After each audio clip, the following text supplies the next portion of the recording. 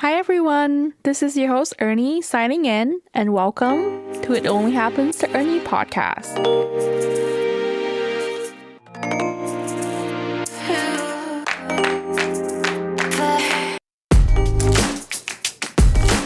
Hi guys, welcome back to my podcast.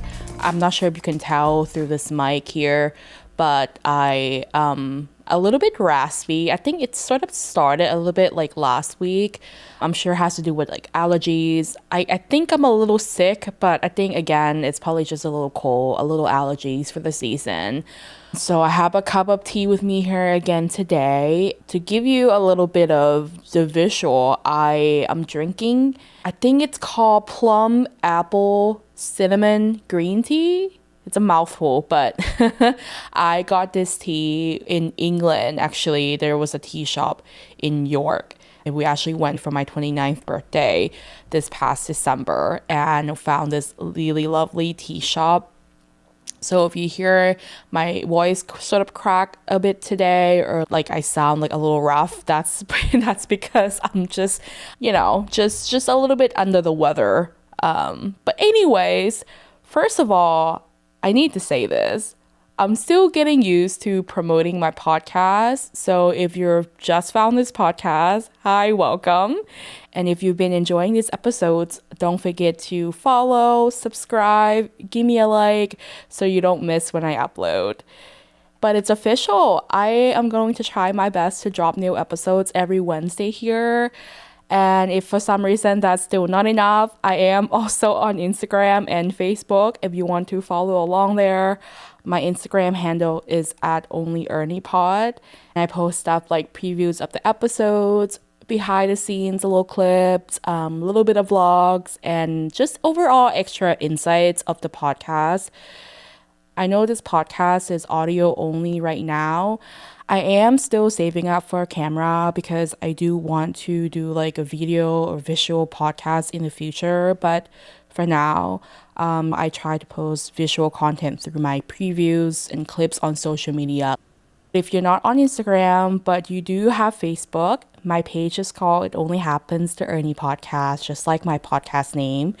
And if you don't care about any of that, that's okay too. I am just genuinely so happy that you're here listening.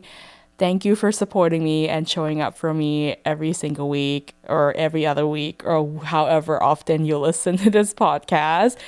I'm just happy that you're here and you're giving me your precious time to listen to basically me yapping. I also want to give a shout out this week to Jill. I got to see her at Kara's graduation this past weekend. If you listened to last week's episode, I gave Kara a shout out because it was her graduation week. But anyway, this past weekend, I went to her graduation party on Saturday. And it made me so happy to see Kara and, some of my coworkers and friends there. So I met Jill at one of the lab that I used to work. And she has always been one of the sweetest, most joyful people to work with. And listen, I still cannot fully process when people tell me they listen to my podcast. Like, I see numbers every week, right? I know people are listening, but it's still anonymous to me. It doesn't show me who's actually listening. It just shows me the number. So when people are actually coming up to me and tell me they listen to my podcast, it honestly shocked me every single time. But anyways, I started talking about something and Jill knew exactly what I was talking about. And I was like, oh my God, not only she listened to my podcast, but she also listened to last week's episode. That's amazing. This is so cool. I'm just like so giddy about the whole entire interaction. I know it sounds silly, but moments like that meant so much to me. So Jill, if you're listening to this, thank you so much. Thank you for supporting me and this little podcast of mine. I love and miss you. And I was so happy we got to catch up. Congratulations to you again on going back to school and chasing your dream, girl. I know it feels scary, but you absolutely got this. I believe in you, and I cannot wait to see you succeed. If any of you ever want me to give somebody a shout out for a birthday, for a graduation, or accomplishment, or anything meaningful, you can always DM me or email me. I'll leave all my information in this week's episode description down below. So for the past few weeks, we have been talking a lot about career paths and choosing yourself, feeling stuck, figuring out who you are, and trying to decide what direction of your life, aka my life, is supposed to go in. And I feel like we can't talk about those things without also talking about the different versions of yourself that exists throughout your life while you're also trying to live it and figuring out life at the same time. So that's what I want to talk about this week. If you listen to my earlier episodes like the middle seats or the middle of nowhere Asian, you know I've shared parts of my journey moving from Thailand to United States. But honestly, I sort of almost glazed over on a lot of deeper parts of my actual life in Thailand because I wanted to get to the moving to America part of the story. I want to reel you all the way back a good bit, all the way to Thailand, because I think a lot of who I became started there, as I mentioned. For a really long time, I felt like I had to please everyone. And I honestly think I've only truly started figuring that out within the past year or two. So this is not like one of those episodes where I'm sitting here pretending I've completely healed or figured everything out. I still struggle with this. That people pleasing mindset, their imposter syndrome, or constantly worrying about how other people perceive me, that still shows up sometimes. And it feels like this internal battle that I'm continuously trying to work through little by little. Because when you spend years being a certain way, changing doesn't happen overnight. It takes practice, it takes patience, and honestly, it takes giving yourself a lot of grace. And I genuinely think a lot of that started when I was growing up in Thailand. So in my second episode, The Middle Seat, I mentioned growing up in a house with a lot of family members. My grandparents had 5 children. My mom's the oldest. So in a house, there was a total of 10 of us with my mom and us 2 kids, my late aunt and her husband, my uncle, and my 2 youngest aunts. What I didn't mention in that episode was that I grew up in a family restaurant. My grandmother has a restaurant that actually still operates to this day.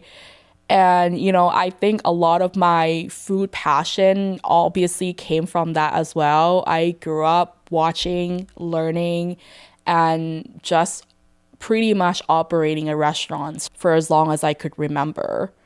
And so growing up, I learned at a really young age how to serve others starting in that restaurant. Kids labor is not a thing in Thailand, okay? When it's a family business, everyone helps out, including children. So I was raised at a very young age to wait table and take orders from customer. That was my first job. And then bits by bits, as I got older, I was able to do more. So, I would wash the dishes, like mostly glass and cups. And then I was able to take orders when I could write fast enough. And then eventually, my grandma trusted me enough that I was able to make drinks. I mean, like a full-on barista behind the counter. So I was a full-on server at my family's restaurant. I would help out every single day after school. After I'm done with my homework and we have that like 5 p.m. to 8 p.m. rush hours, I was on it. I would be the one that help out. And I would also help out on weekends and then all day, almost every day in the summer, especially after my mom quit her nursing job and I wasn't able to just go hang out with her at the hospital anymore like I used to. And listen, I am not telling you this story to be like, oh, look at me, I'm being such a good kid. But I do remember trying really hard to be a good kid. And I felt like I had to be good for a long time. Like that version of Earnny was imprinted in me. And I was naturally good at things. Like I learned really early on to be independent from just watching my mom being a single mom. The second my real dad was out of our lives, I knew I didn't want to be a burden or add on to my mom's or my family's struggles or, their plates. So I wanted to be good. And as early as when I was like maybe 6 or 7, I was waiting table and helping out the restaurants.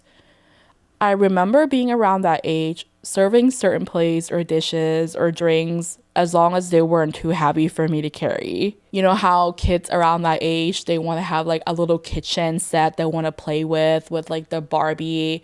Well, I didn't have that. I had my real family restaurants to play with.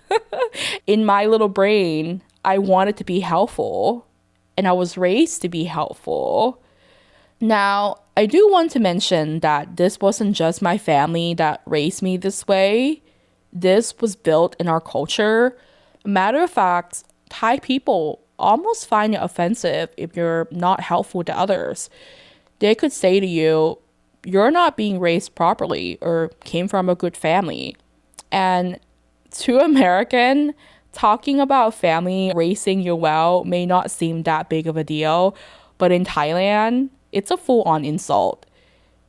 There's a Thai proverb that every children in Thailand probably has been said to growing up once or twice, including me, and that is อยู่บ้านท่านอย่านิ่งดูดายปั้นวัวปั้นควายให้ลูกท่านเล่น.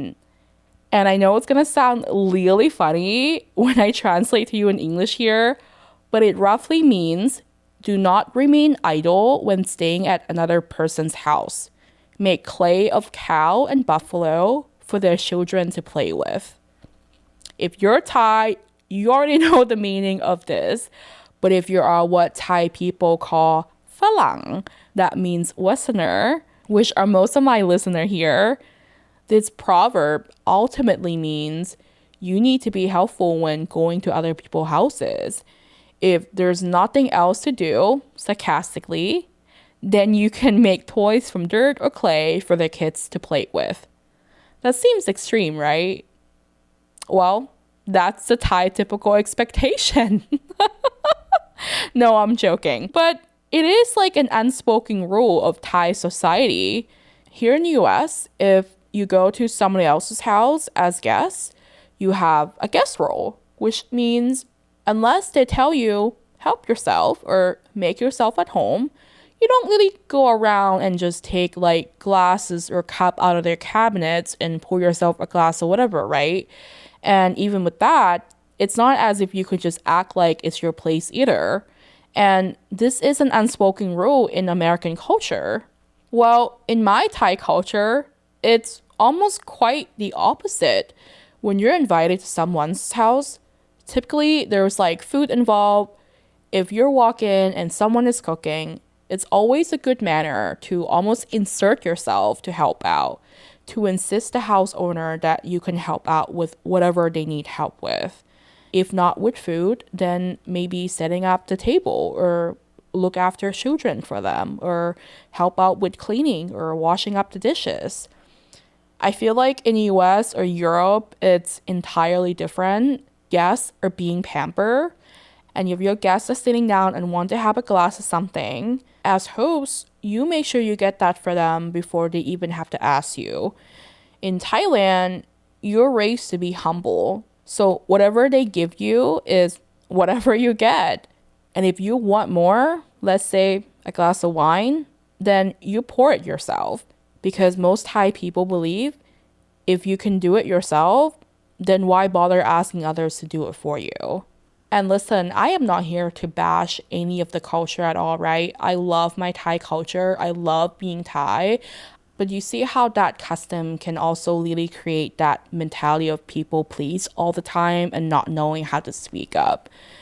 Being in that environment and growing up with 10 members living in the same roof, having to help out with the restaurants, and your mom being a single mom, and you can't really talk to your friends about because this is like early 2000s Thailand, and it's still taboo to be raised without a father figure.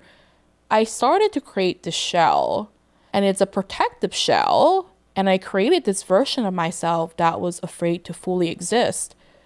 I became hyper aware of everything, yet I wasn't able to express how I was feeling because I thought I wasn't supposed to. I was supposed to not be a burden to others, especially my mom. I was supposed to be helpful and humble and kind. I was supposed to be good. And that created that people-pleasing Earney. And if I'm being quite honest with you here, I still struggle with it to this day.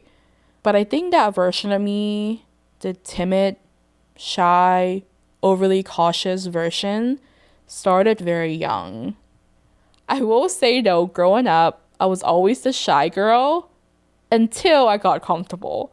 Then suddenly, I would not stop talking. That part hasn't changed.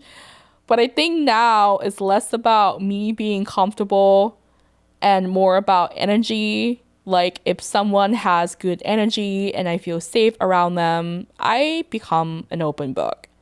I mean, it's kind of hard to not be an open book type of person when you literally have a podcast about your life. But back then, I was very cautious. My mom told me once, don't talk to a stranger. And I took that rule to heart seriously. Honestly, sometimes I do wish that advice stuck with me a little longer because stranger can be your friends, but not everyone is your friend. But anyways, I think that started changing when I moved to America because suddenly I was the only Asian girl in school. I barely understood any English and I had to ask people to help constantly. Teacher, friends, classmates.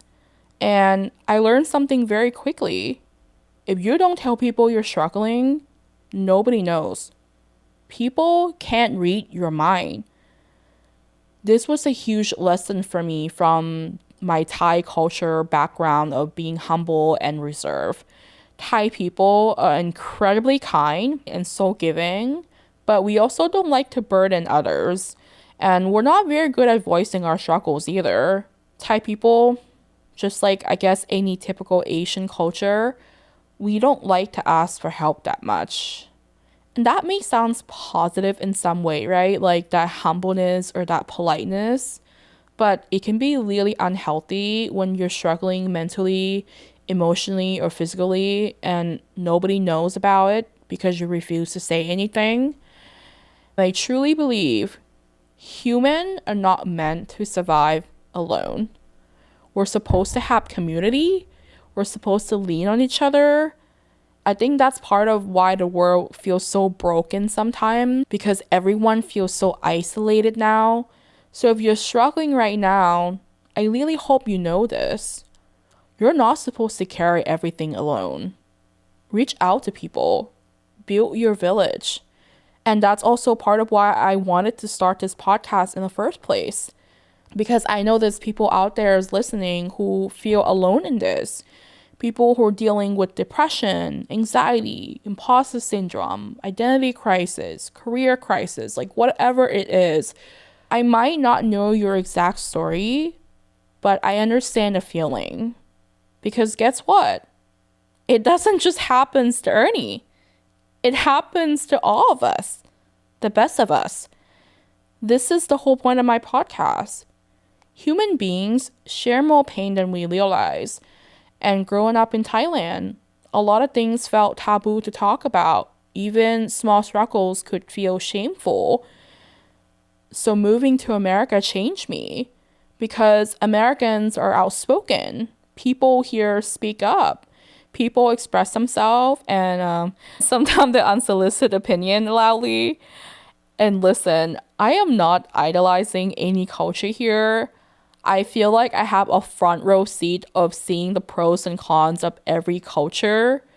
But one thing I appreciate being an American is that people here do speak up about things. I remember one specific moment in middle school that really changed me. I just moved here in the US, right? And I had this social studies teacher in 7th grade middle school who honestly terrified me. He was old and he had that look of like, I'll repeat this one once and only. And if you didn't catch it the first time, then tough luck, kid, kind of look. And I was just like, I was immediately intimidated. And we were learning about 50 states. Now, imagine moving to America, barely understanding English, and suddenly being told to memorize 50 state names, where they're located, how to spell them, and what they're known for. I had zero reference point. If you listen to the Middle Seats episode, you know I didn't even know where America is in the map. I had zero reference point. I didn't know where Florida was. I didn't know where Utah was. I didn't know what New York looked like on the map. As American kids, you grew up hearing these places constantly, but I didn't. So to me, memorizing all the states felt like memorizing 50 completely random words with no emotional connection attached to them. And on top of that, English itself was already overwhelming in my brain. Oh, and there was a song, like the all 50 state songs in the alphabetical order.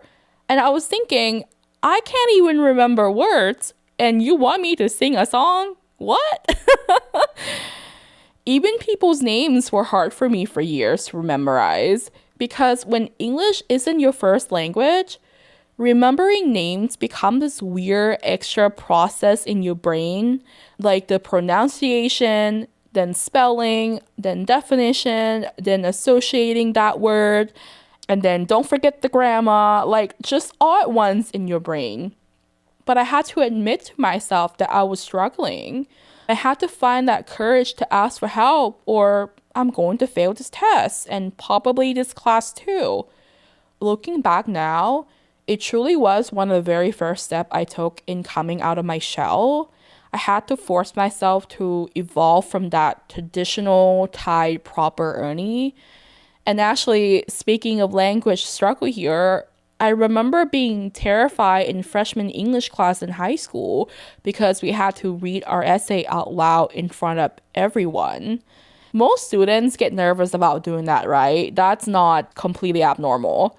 But for me, it wasn't just public speaking anxiety. It was, oh God, I have an accent and people can't understand me. Oh no, what if I pronounce the words wrong? Oh no, what if everyone notices? Oh, what if I embarrass myself?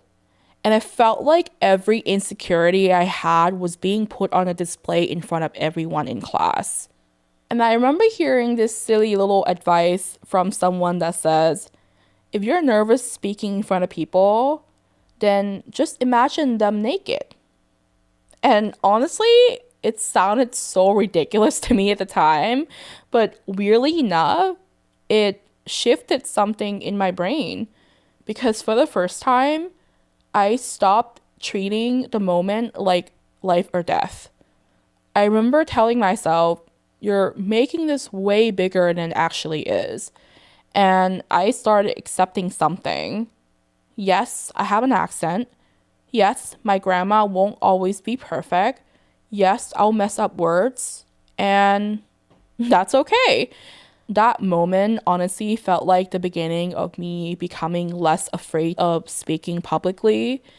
And as easy as I made this sound, this didn't come easy to me at all either. Because that same year, I had a guy who mocked my accent in the lunch line, all because I was asking how his day was going.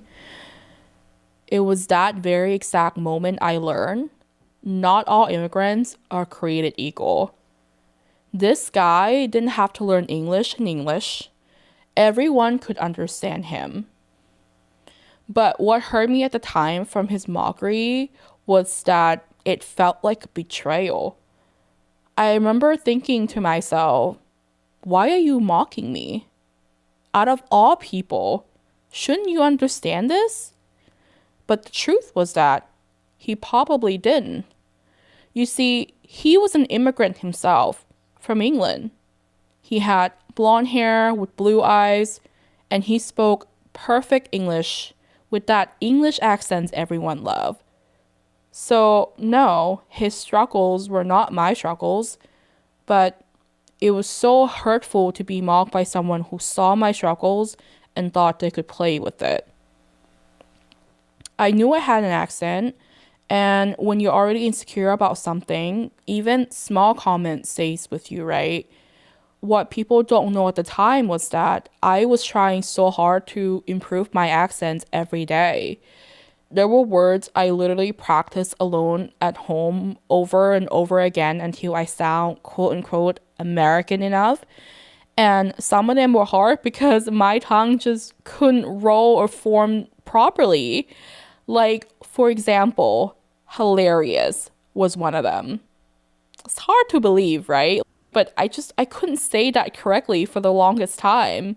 That I between the L and like roll onto the R, like my immigrant tongue just couldn't roll it the right way. And unless you grew up in that multilingual household, it's hard to explain how switching between languages affects your brains and speech sometimes. Even now, if I switch between Thai and English too much, my tongue gets confused. And that's just part of being multilingual. And over time, I just learned to accept that that's part of myself too. But life is funny. I've said this to my husband because I had an English guy who mocked my accent in high school because I couldn't speak that perfect American accent or speak perfect English. And here I am, married to an English guy who now, when we go to restaurants or drive-through, especially the drive-through, I had to make orders because they cannot understand his accent. They couldn't understand him. Isn't that funny? Like life is truly is funny sometimes. Which actually brings me to something here as well. Most people think Earnny is my real name, and I don't blame them. I introduce myself as Earnny. My podcast has Earnny name on it, but it's not. I have a Thai name. My actual Thai name is much longer and harder for American to pronounce.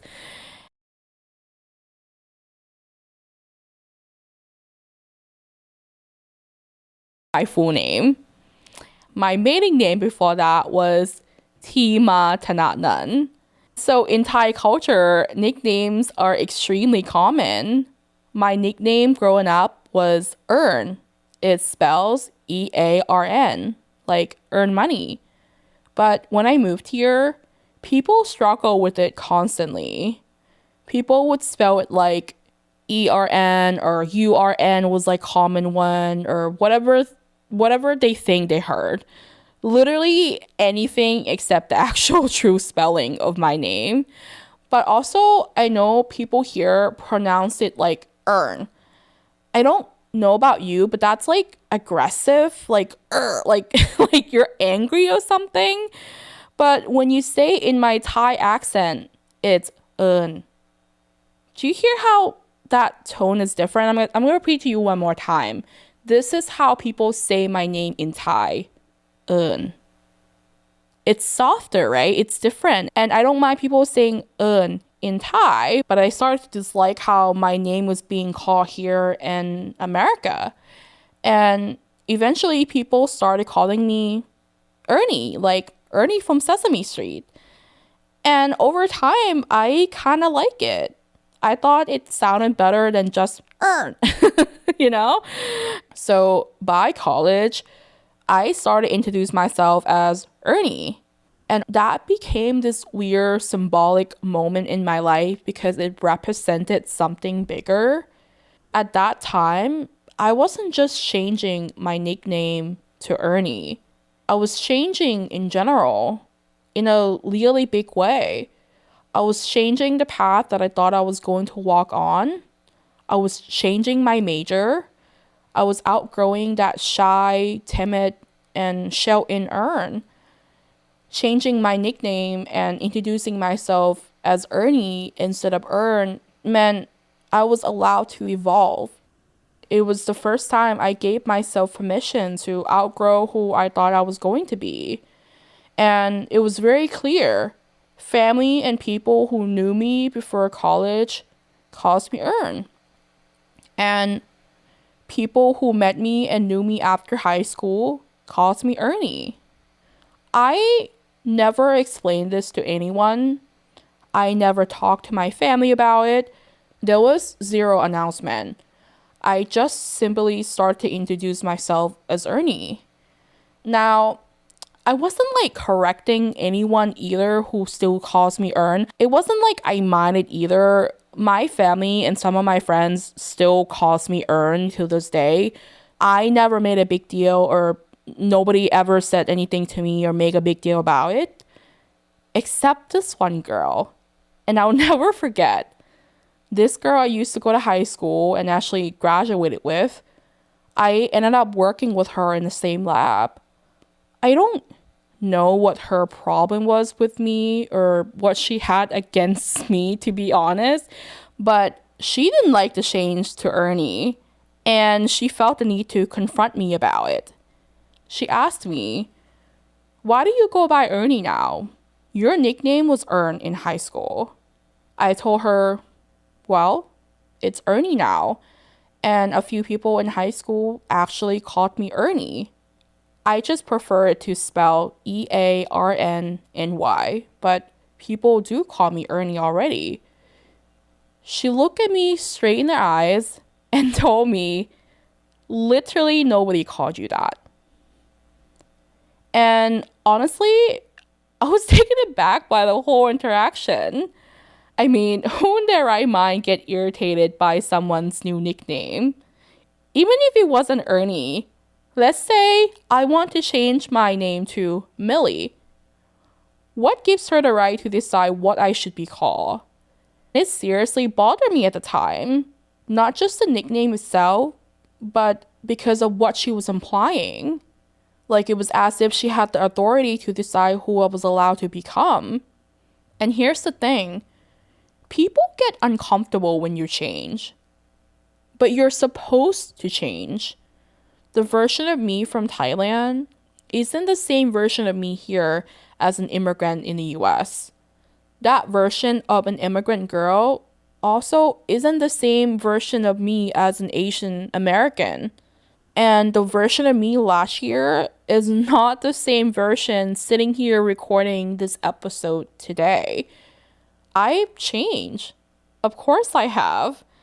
And that's completely normal. Your dreams change, your personality changes, your perspective changes, your confidence changes. Life changes you. And there's nothing wrong with that. You are allowed to evolve. You are allowed to outgrow old versions of yourself. You're allowed to change your mind. You're allowed to become someone new at any given day. And honestly, I celebrate that in people because growth is supposed to happen. Don't let people shame you for evolving beyond the version of yourself that they were comfortable with. And my hope of your biggest takeaway from this episode is this. No matter what version of yourself you become, make sure you're still the main character of your own story. Own your story. Own your growth. Own your becoming. That's what matters. And that's the note I want to leave here in this episode. If you're enjoying this week's episode and know a friend or family that has been struggling with self-identity, imposter syndrome, or struggling with any of the topics I've talked about in this episode, share this with them. Let's build our community together. I want you to know you're not alone in this, and we're going to get through this together. If you have been listening to me yap since the first episode, I love you. I may not know your name. I may not know who you are, but I do know you're not just numbers to me. I greatly appreciate you being here. I know it may sound like a broken record because I say the same thing every week in my outro, but I want you to know I really mean it, and you need to hear it because I know people around you don't say it enough or say it at all. So if you're still listening this far, and if nobody has said it to you yet today, thank you for being you. I'll talk to you later in the next episode. And that's a wrap on this episode of It Only Happens to Earnny podcast. This is your host, Earnny, signing out.